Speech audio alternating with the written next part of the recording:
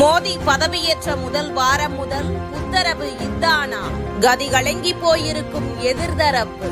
பிரதமர் மோடி தலைமையிலான பாஜக அரசு மீண்டும் மூன்றாவது முறையாக வெற்றி பெற்று ஆட்சியமைக்கும் நோக்கில் தேர்தல் பிரச்சாரங்களை தீவிரப்படுத்தி வருகிறது.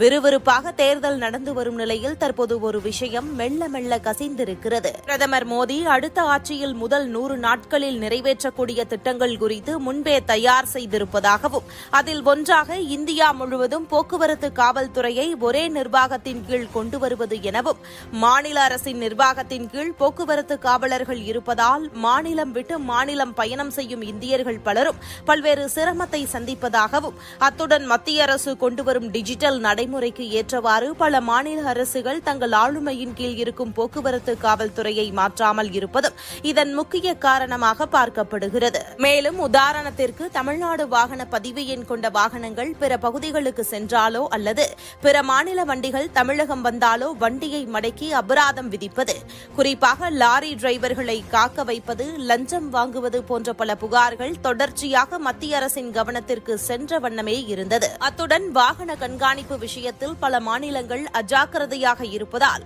போக்குவரத்து காவல்துறையை மத்திய அரசு தனது கட்டுப்பாட்டில் கொண்டுவர முறையாக மாநிலங்கள் மற்றும் பொதுமக்களின் கருத்தை கேட்டு சட்டம் கொண்டு வந்து முறையாக நடைமுறைப்படுத்த இருக்கிறதா? அத்துடன் இனி மாநிலங்களின் அடையாளம் இன்றி இந்தியா முழுவதும் அனைத்து வாகனங்களுக்கும் ஒரே மாதிரியான பதிவு எண் வழங்கவும் மத்திய அரசு திட்டமிட்டிருக்கிறதா?